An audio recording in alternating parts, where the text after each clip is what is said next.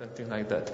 But this is not very important. Let's go back to microservices. And when we want to migrate a solution to a microservice, what is the first step that we want to do?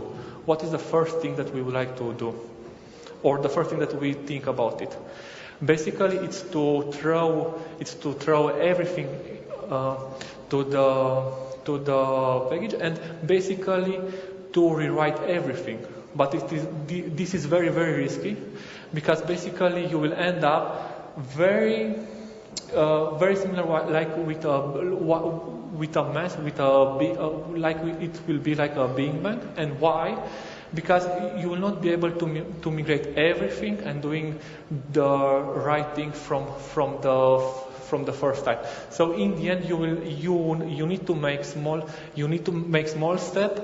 Like a refactoring, but not of your code, but of your components, modules, and so on. So if you are gradually migrate your solution, you'll be able to ensure that all the time you have a solution that is working. It's not something, okay, we will write the solution from a microservice perspective. For 3 years you don't deliver anything to the client, and after 3 years you are saying, sorry, the approach was not good, the solution is not working, and we need to start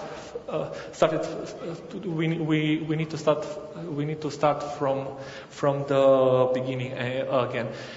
From the strategic perspective, that can be tried when you need to do such a migration. The first thing is stop digging. So if you find yourself in the hole, stop digging, making the hole bigger and bigger. This means that if you already have new problems and you know that you want to make this migration, you should start do the migration from the new services that you already start. So you shouldn't use the patterns and the way how you are adding new functionality, new feature in the current solution. At least the new features should be put it in a microservice way. And the hardest thing that you will need to solve here, it will be the bridge, basically the gates, so-called the glue code that will connect your existing system with the services, with the functionality that is hosted in microservices. Because very, very often you will not have the communication layer, basically any kind of API that will allow you to communicate with different layers, layers of your system, because initially your solution, all the information you didn't thought at the beginning when you wrote the solution that you will have different APIs that you also need to expose, because usually we are thinking, okay, we have the API between different layers and so on. But when you add a new feature to your system, but will be hosted in an external location, you will need also to access, and you will need also to be able to communicate with different services that until now didn't have to be exposed externally or to other services. So this can be done pretty easily using different APIs. And when we say invoke a remote API, don't think only about making a remote invoke and so on.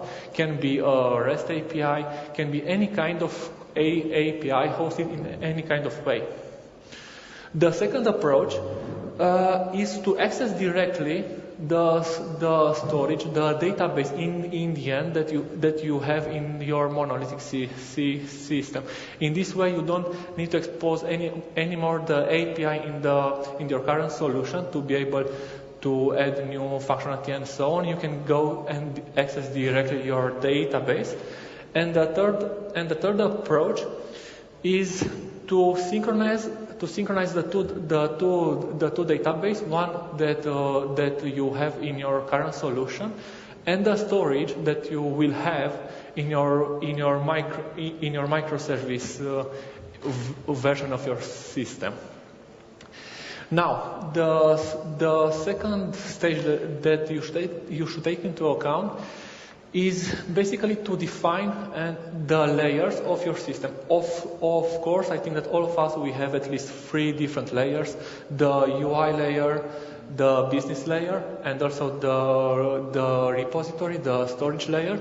But we need to make a double check, at least at these 3 different layers, that the interface between them are very clear and all these 3 layers are isolated. The best thing that you can do at this level to see or to identify more layers that you have in your current system. And why this is very important? Because if you can define or to identify and isolate as much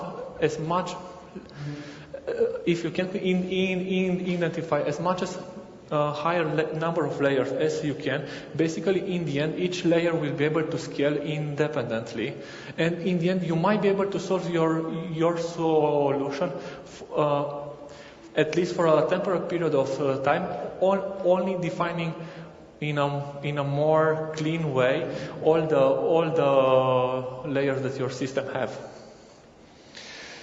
And also by having different layers of your system, when you make the migration, you will have the external API and all the API between different layers very, very clear, and in this way you will be able to hook a new service pretty easily. And the last strategy that you should use, you should start to migrate and to move external modules and transfer them from a module to a service that in the end will be hosted in a microservice framework. And in time, there are 2 things that can happen. One is that the monolithic system will disappear because everything will be hosted as a microservice.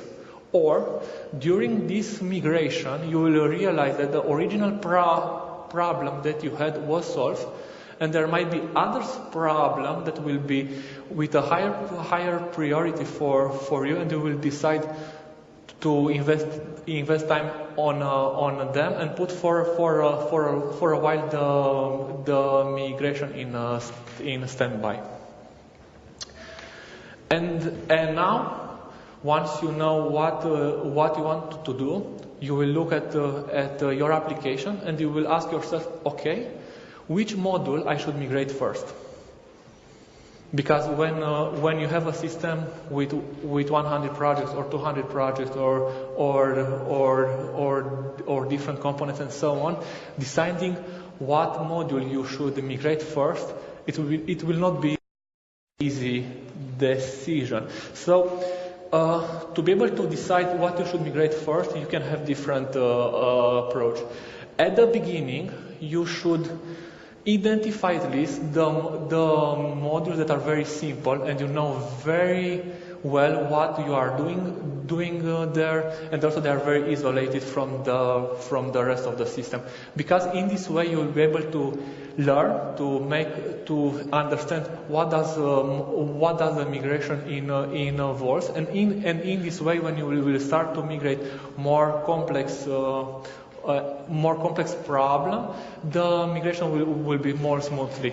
Also, the second thing that you should do, you should rank your modules based on different parameters, based on different things, like how often a model changes. So if you know that you have different components that are changing pretty often, then you will want them to migrate first, because there is a lot of time and extra cost that you invest in them, make to them a lot of changing. Also, for the one that you already know that the requirements will change or they are doing complex things, and when I'm saying complex, don't think only about the algorithm itself, but also they require a lot of resources.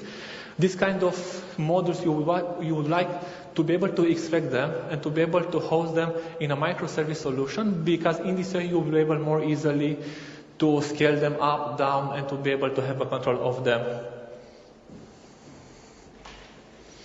And now, once you understood what modules you want to extract, there are 4 steps that you should take into consideration and you should follow when you make this kind of migration.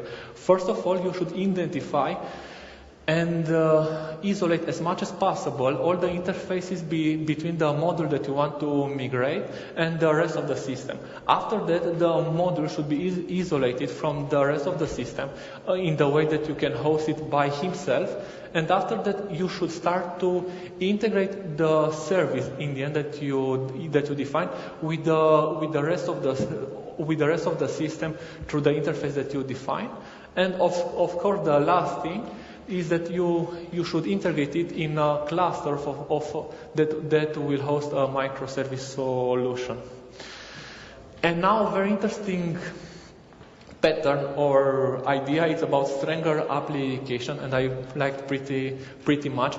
Imagine that the migration from a monolithic system to a microservice solution, it's like already having a tree that have all the features.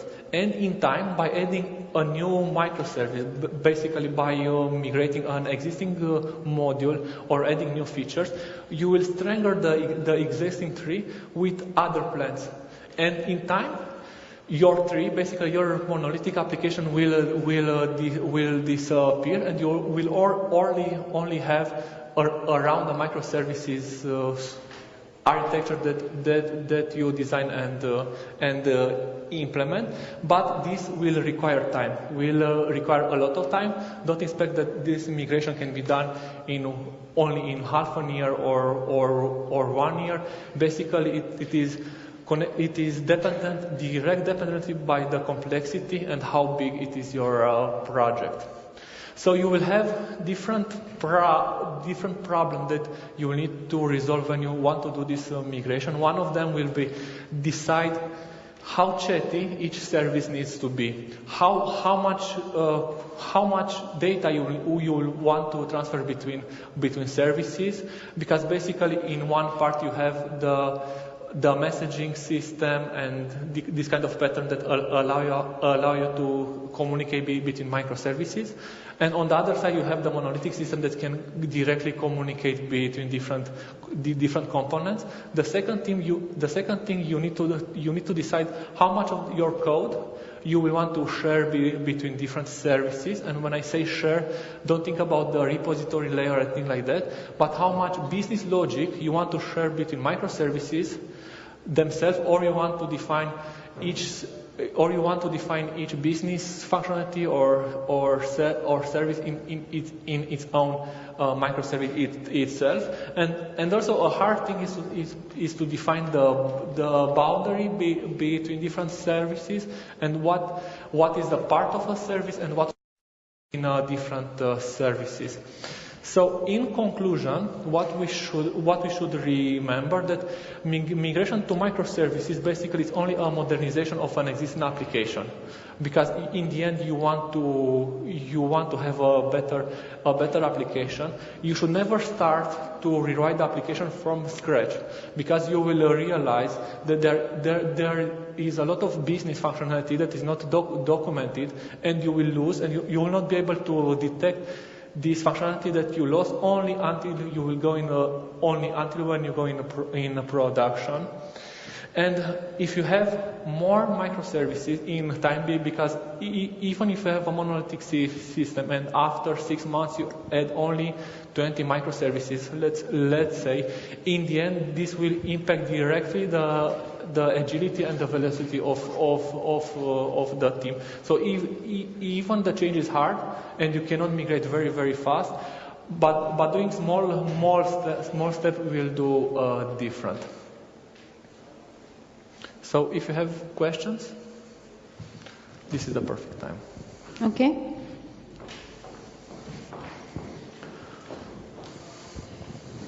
Hello. I would like to ask you, when stripping a monolithic application into services, so usually this monolith runs in the same VM, let's say, and as soon as you start stripping it into, or splitting it into microservices, you will run in different VMs and communicate somehow. How do you solve the problem of making sure that all your services are running? So when you have a monolith, it runs in the same VM, it's obvious that if it runs, everything is up and running. When you started to split into microservices, how do you make sure that all the services that you need in your application are up and running? Okay, so the question is, if you have a monolithic system that is hosted in only one VM, how you will be able, once you migrate a part of the system or totally to microservice, to know the health status of all your services and so on. If you are going with solutions like service fabric that is coming from Microsoft, or like a microservice hosting framework called Sprint, then this kind of frameworks will handle this almost automatically. So let's take the case of Azure Service Fabric. The microservice framework itself will ensure you that all the services are up and running. And for example, if one of your node from your cluster is going down, the framework itself will automatically migrate your service from one node to another. So he already have the replication node and so on. There are other frameworks that will not give you these kind of features, and you will need to use also health system like Zookeeper that basically can detect if a service going down and make the switch and so on. So basically, you need to look at what kind of framework you want to use, if you want to where you want to host your microservice, and decide what will respond better to your requirements. This can be made automatically out of the box by different frameworks, or you will need to not write some code, but at least you will need to configure it. Okay. Okay. So we are currently migrating a monolithic application to microservices. And you have mentioned splitting module by module. But still, this doesn't solve one of our biggest problems that we have, which is the fact that the business logic domain is spread across the whole monolithic application. If you split it module by module, indeed you get microservices, but you still have the same strangling of the domain in 5 years later. So we are taking the approach of splitting it per domain object, so to put it like that, per domain entity. But we are not sure if it's the right way to go, the wrong way to go, and the application is pretty big. Okay. Do you have you encountered these issues in your split? Okay, so the question was, if you have a complex application and you want to migrate from a monolithic system to microservice, it will be very hard to do this because of the business domain entities and so on that basically glue all your modules between between them in the end. So I see the step of trying to isolate different business flows and business use cases as one of the steps of the cleanup thing, of the refactoring that you need to do before making a full migration. But when you want to extract one of the modules, you already need to start to define the the interface of your service in the end, and in that moment in time you will realize how sticky, how you need to write the glue code basically that connects your service to the existing system.